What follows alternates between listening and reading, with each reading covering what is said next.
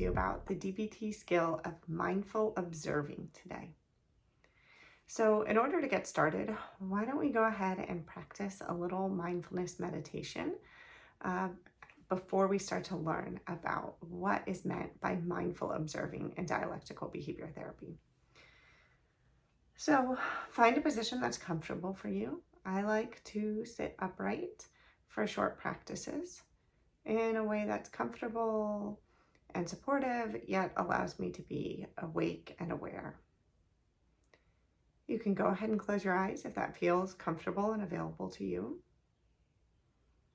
If not, that's okay too. You can just soften your gaze and maybe tilt your head downwards towards your feet.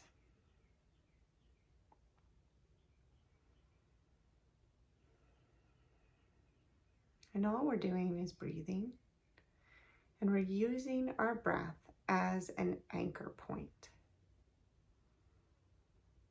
So tune in to where you notice the breath the most. For some people, that might be around the nostrils as the air comes in and out.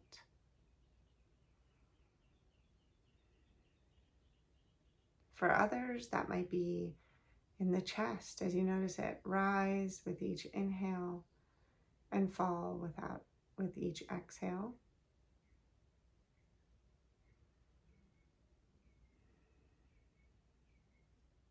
For still others, that might be your belly as you notice it fill up with each inhale and hollow out with each exhale. So it doesn't matter where it is that you notice the breath the most, but wherever that spot is, just hone in on it and watch it, observe it.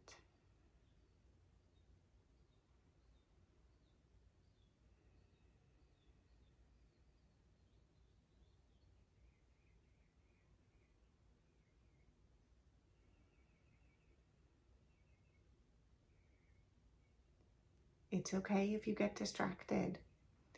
That's normal if your mind has different thoughts or urges that come up, or you have body sensations, itchiness, or the impulse to move. That's to be expected. And when you notice you're having a thought, that's great. And you just want to ever so gently then bring your mind back to where you wanted your attention, which is on noticing your breath.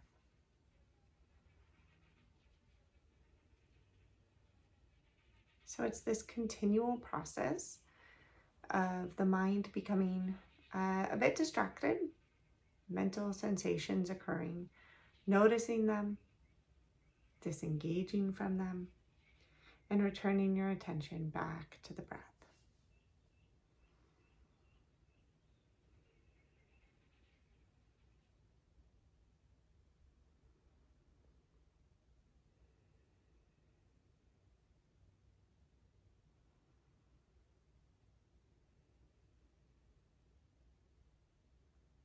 All right, let's go ahead and end our practice by taking one deeper than normal breath through our nose and letting all the air out through our mouth.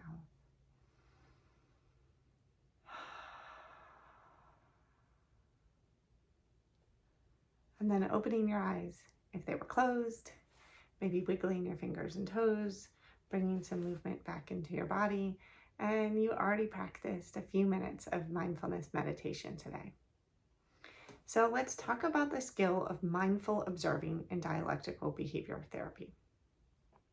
So, and remember that dialectical behavior therapy, mindfulness is really the backbone, but it's broken down into lots of little micro skills that are discrete and that are really concrete too. They're teachable. There's strategies to do them. So it makes mindfulness this much more practical skill, okay, that is taught explicitly. And there are specifically 3 mindfulness skills that if you're, been practicing mindfulness for a long time, you're like, yeah, you do all 3 of those at the same time. But if mindfulness is brand new to you, in DBT, they're taught one by one. So the first one is observing. The second one is describing, stay tuned for that. And then the third one is participating, and they really build on each other. So what's mindful observing? Well, in DBT, this is defined as really just sort of observing what is without all the layers we add to things typically, like our interpretations or what we think or how we feel about the situation. So it's really just observing things exactly as they are. It's also been described as wordless watching, right? So just noticing things as they are without layering a whole lot of things onto it. Now, there are lots of techniques to help you work on the skill of observing, because the DBT skills are all about practice, and mindfulness in general is all about practice. It doesn't, quote, work if you try to call on it at a time when you're really feeling chaotic and mindless and caught up in a situation, unless you have this kind of sustained practice. And so it's easier for your mind to drop into this skill.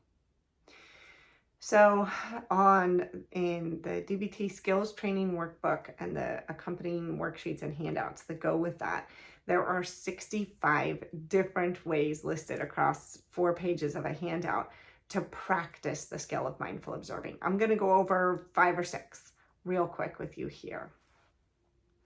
One that's often used for grounding, as well as with children, is called 5, 4, 3, 2, 1. And it's really a practice if you're kind of really lost in your head, particularly if a child is really, lost and caught up in a situation. You start with your 5 senses, right? So 5 things you can see to ground yourself, looking around the room and observing 5 points of visual input. And then number 4 is 4 things that you can touch, right? That you can feel around you, that ground you with that sense of touch.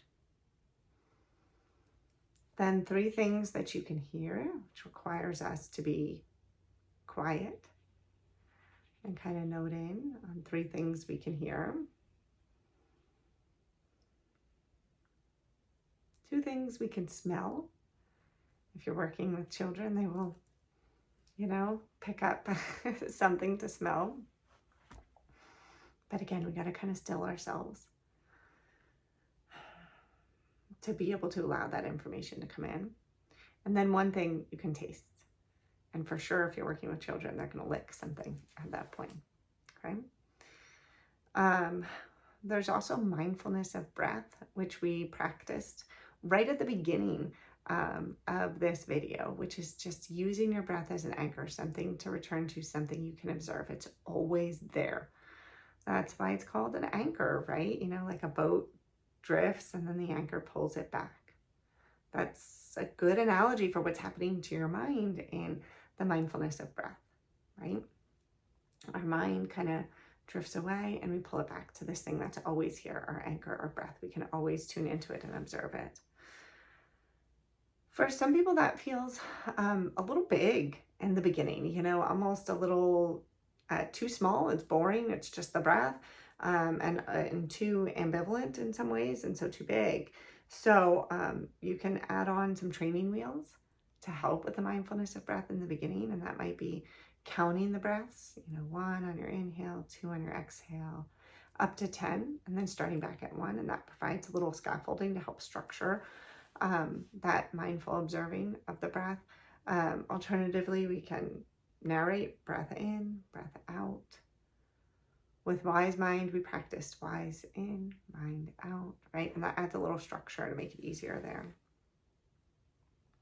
A third technique is, with to kind of structure the mindfulness of breath, is to inhale while you draw your finger up while you're breathing in, down while you're breathing out, up while you're breathing in, down while you're breathing out. That adds some tactile to it that can help with distress tolerance and structuring that mindfulness of breath. I don't know what number we're on, but maybe we're on number 4 for box breathing. Box breathing adds some structure. So it's breathing in for the count of 4. I think we're drawing the top of the box. So then holding in for the count of 4, where we draw a side of the box. Breathing out for the count of 4 for the bottom of the box. Holding out while we draw up the side of the box, the count of 4. So it's 4 counts for an in breath, a held breath, an out breath, and then a pause for 4 seconds before we start again. And that can add some structure to the breathing. That can make it a little bit easier for some people to observe the breathing if they're really quite caught up in their own mind or in a lot of distress, right?